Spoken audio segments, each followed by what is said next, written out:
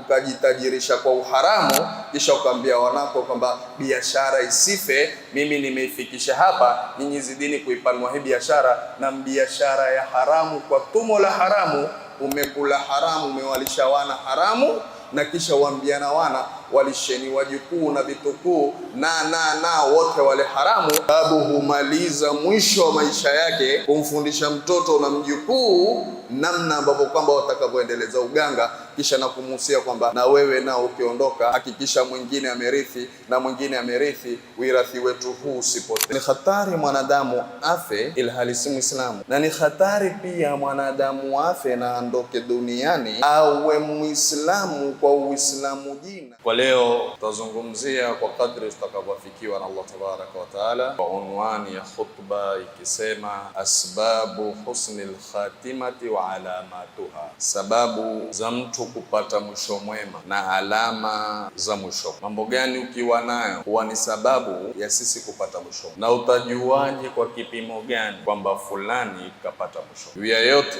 waqad hathana Allahu tabaraka wa taala wa amarna bil hirsi ala naili al-khatimati al-hasan. Allah tabaraka wa taala ametuhimiza sana na kutuamrisha tuwe na pupa kwa kule kwetu kunali na kutafuta mwisho wa leo. Yaqulu Allahu taala fi kitabihi al-aziz, ya ayyuhalladhina amanu taqullaha haqqa tuqatih wa la tamutunna illa wa antum muslimun. Enyi waumini, muogopeni Allah tabaraka wa taala haki ya kumwogopa, na musife isipokuwa mufe juu ya kwamba nyinyi ni Waislamu. Uislamu ndio dini shinde, na Uislamu ndio dini aliyoiridhia Allah tabaraka wa taala. Hakuna dini nyingineyo isipokuwa dini ya Kiislamu. Hakuna dini ambayo kwamba Mola wetu yuko radhi nayo isipokuwa dini ya Kiislamu, na hakuna dini aliyochagua Allah tabaraka wa taala isipokuwa dini ya Kiislamu. Inna ad-dina inda Allahi al-Islam, man yabtaghi ghayra al-islami dina lan yuqbala minhu wa huwa fil akhirati min al-khasirin. Ina maana ya kwamba kwa Uislamu ndio dini pekee aliyoridhia Allah tabaraka wa taala. Sasa ni hatari mwanadamu afe ilhali si Muislamu, na ni hatari pia mwanadamu afe na andoke duniani awe Muislamu kwa Uislamu jina, si awe ni Muislamu bil inqiyadi wa taa. Uweza ukawa ni Muislamu lakini ukawa ni Uislamu kwa jina, waitwa kwa jina la Kiislamu na wewe hujiita Muislamu, lakini huna Uislamu. Na asili ya Uislamu na maana ya al-Islamu, al-istislamu, ni kule kujisalimisha kwa kila ambalo kwamba Allah tabaraka wa taala hulitaka na kwa kila ambacho kwamba Allah tabaraka wa taala hakitaki. Kwa ajili hiyo tufanyeni juhudi na tuombeni na taufiki Mwenyezi Mungu atufisha tutoe duniani ilhali sisi Waislamu. Kisha tuombeni kwa Mungu pia juu ya kufa kwamba Waislamu tuwe Waislamu tuliosimama kwa kujisalimisha kihaki kisawa sawa mbele ya Allah tabaraka wa taala. Kando na hayo, wanazuoni waheshimiwa wasema wasa'yu li husnil khatima ghayatus salihin, kule kwenda mbio kutafuta mwisho ulio mwema ndicho kilele cha wema. Wa himmatul ibadi almuttaqin, na hima ya waja wacha Mungu. Warajaul abraril khaifin, na ndiyo matarajio ya wema wenye kumwogopa Allah tabaraka wa taala. Siku zote ndugu zanguni katika imani, kwa mwema akisimama kwa wema, na kwa mzuri akisimama kwa uzuri, hakuna lenginelo atakalokuwa ufikiria isipokuwa kufanya mazuri. Kuna watu kwa dunia hii, lolote chochote yoyote ukimwambia, yeye akili yake hufikiria mwisho. Na kuna watu husimama kutenda, na nitapiga mfano mbele ya khutba, lakini kwa kutenda kwao utakuta bado pia wana hofu ilhali wao watenda. Lakini kwa watu ambao kwamba si wacha Mungu, kwa watu ambao kwamba sio wema, kwa watu wale ambao kwamba hawana matarajio yaliyo mema kwa Allah tabaraka wa taala, basi hapa duniani wako tu, huingiliwa na mitana na mausiku, huingiliwa na masiku na miezi na miaka, hata hawana habari yoyote.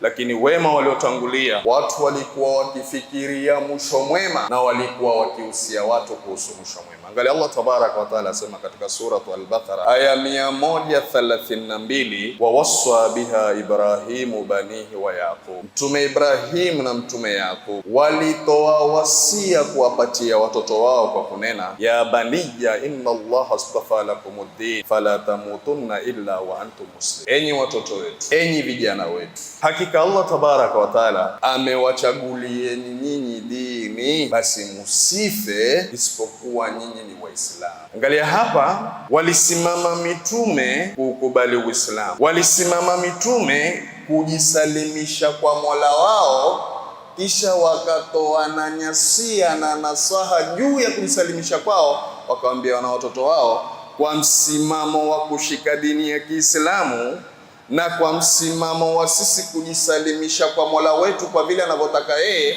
basi twawapa na nyinyi wasia, simameni kama tulivyosimama sisi wazazi wetu. Kinyume na leo na kinyume na watu ambao kwamba ni waovu, waliyadhu billahi, kuna watu fulani hutoa wasia na wakataka kurithiwa kwa nyasia na nyirathi zilizo mbovu. Kuna watu hupenda mambo ya kishirikina na kuna watu hupenda mambo ya kiganga, naye kwa kupenda kwake akiondoka duniani huwa ana wasiwasi mikoba yake sijui itakuwaje, basi kawa hutafuta mtu kwenye familia akamwambia mjukuu ndo ama mwanangu njoo. Haya, sasa mimi nimechoka, nimekuwa mzee, wakati wote taondoka, lakini mikoba ichukue. Vyombo hivi njoo kufundishe namna mambo yanavyofanywa. Babu humaliza mwisho wa maisha yake kumfundisha mtoto na mjukuu namna ambavyo kwamba watakavyoendeleza uganga, kisha na kumuhusia kwamba na wewe nao ukiondoka hakikisha mwingine amerithi na mwingine amerithi, wirathi wetu huu usipotee. Ni wirathi gani huo wa kuwatoa nyinyi katika mila ya Kiislamu? Ni wasia gani na nasaha gani hizo ambazo kwamba hutoa kuwapatia watoto na wajukuu kwa kumshirikisha Allah tabaraka wa taala? Lakini angalia wema waliotangulia, mitume Allah tabaraka wa taala walisimama kwa toa na dini na kisha wakatoa na nyasia na nasaha kuwapatia watoto wao kwamba shikamaneni na dini. Mama mmoja ni mpenda kheri na Mwenyezi Mungu amlipe kila la kheri. Huyu kwa kutenda kwake kheri, akiona watu wamefanya kheri naye hakupata habari ya kufanya hilo, basi usikitika sana kwa kuwa kheri imeponyoka. Nilikuwa na yeye juzi katika mazungumzo yetu, anaambia shekhe, nimezungumza na wanangu na wajukuu wangu kuambia ya kwamba kwa kheri tunazozifanya, nimewaambia wanangu wasiate kuendelea kwa kheri hizo pindi nimeondoka dunia. Angalia wasia anaoacha mama kwa watoto wake, angalia maneno mazuri anayoyatoa bibi kwa wajukuu wake, kuambia hizi kheri ninazozifanya mimi zisikatike wanangu na wajukuu wangu, nikienda mbele ya Mungu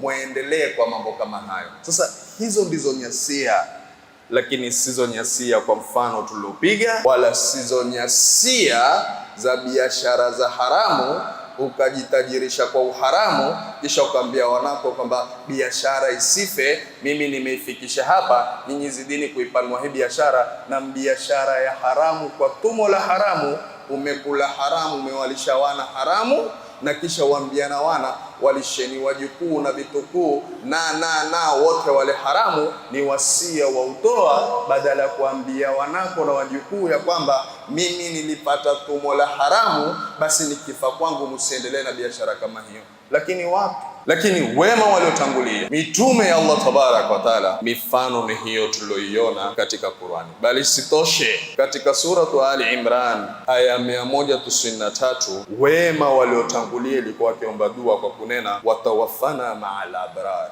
ewe Mola wetu tufishe sisi na waliowema.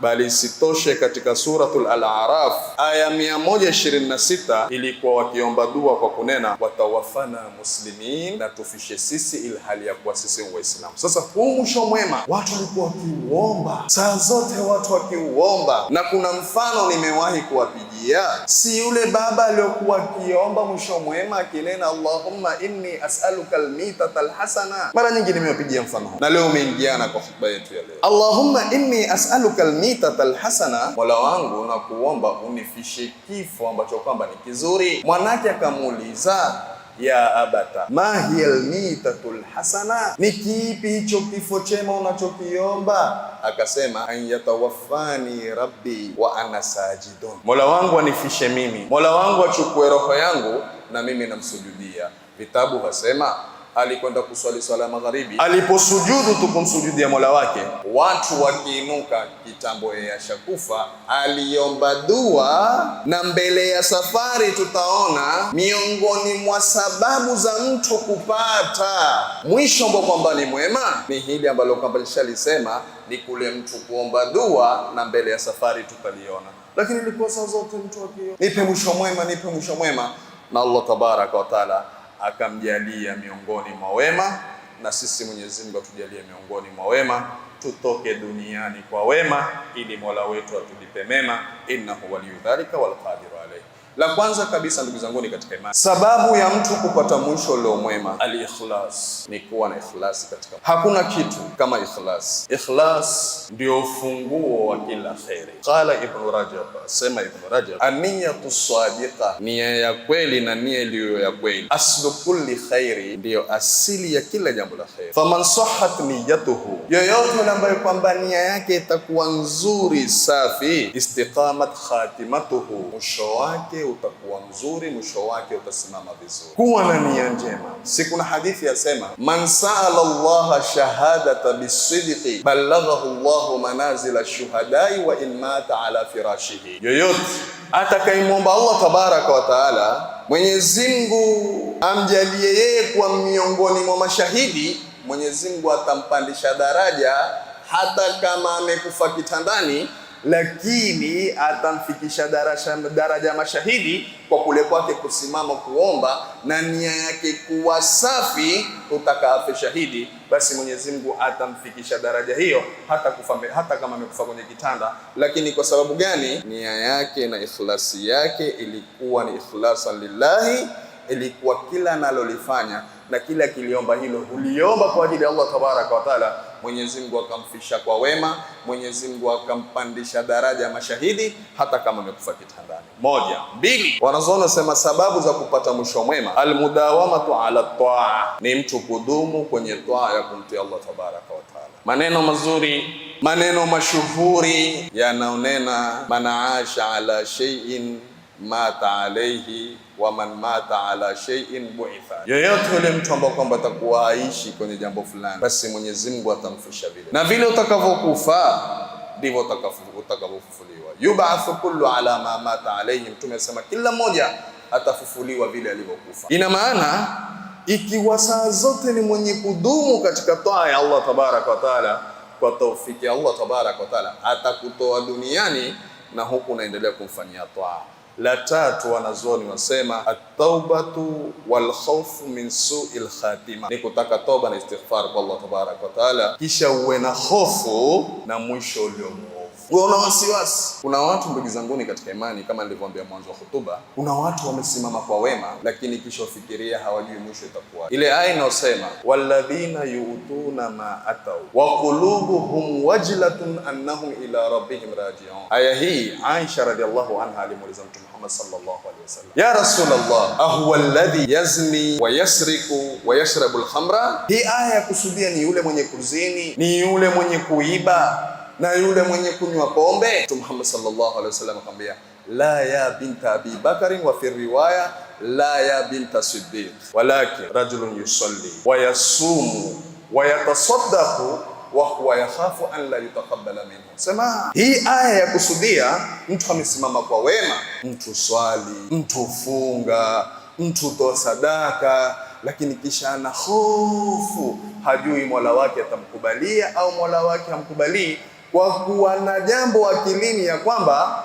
kwa Mola wao wataregeshwa na kwa Mola wao watarudi. Angalia watu kwa kufikiria mwisho wataondoka vipi, na kwa kuwa kuna na siku nayo watarudi kwa Mola wake, na husimama kwa kutenda kila analostahili kutenda, lakini kisha kaona babaiko na huzuni kwa kuogopa, hajui yatakuwa vipi mambo hayo, na hajui mwishoyo utakuwa vipi, na kwa Allah tabaraka wa taala mambo yatakwendaje, naye amesimama kwa wema. Sasa ukiwa na hofu na mwisho muovu, utasimama kwa wema kwa taufiki Allah tabaraka wa taala.